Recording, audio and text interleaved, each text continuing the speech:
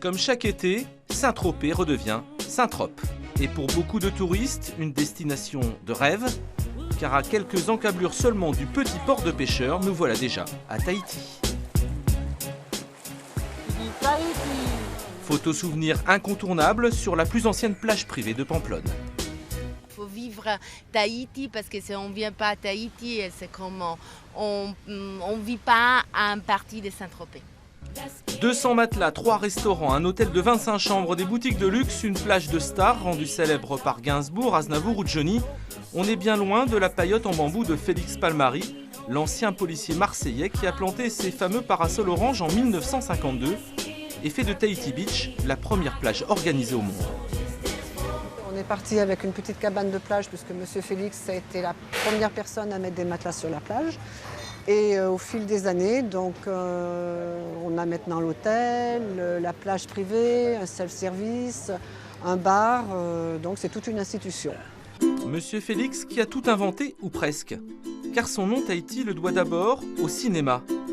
Et au film Aloha, le chant des îles, tourné ici même par Léon Matteau en 1935 et 1936. Un film d'aventure en noir et blanc, une romance entre un pilote français et une aviatrice anglaise, tombée sur une île perdue du Pacifique. Une bobine introuvable aujourd'hui, mais dont la Cinémathèque française à Paris a gardé la mémoire, et bien plus encore.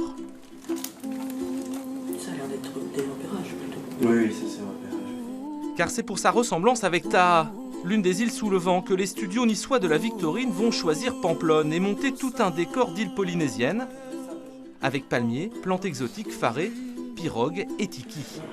Cette histoire étonnante et méconnue, Nicolas Charbonneau la connaît bien. Le personnel technique, les caméramans, les preneurs de son, le réalisateur, dormaient sur la plage, dans des tentes, faisaient la fête jusqu'au milieu de la nuit à peu près tous les jours et toutes les nuits. Et à l'issue du tournage, tout va rester.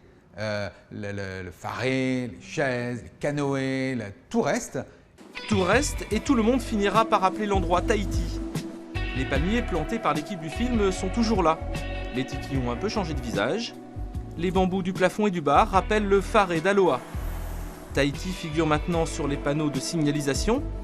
Et c'est même toute la Polynésie qui invite les vacanciers à un long voyage. Les plages voisines de Tahiti Beach s'appellent aujourd'hui Moorea, le lagon de Polynésie.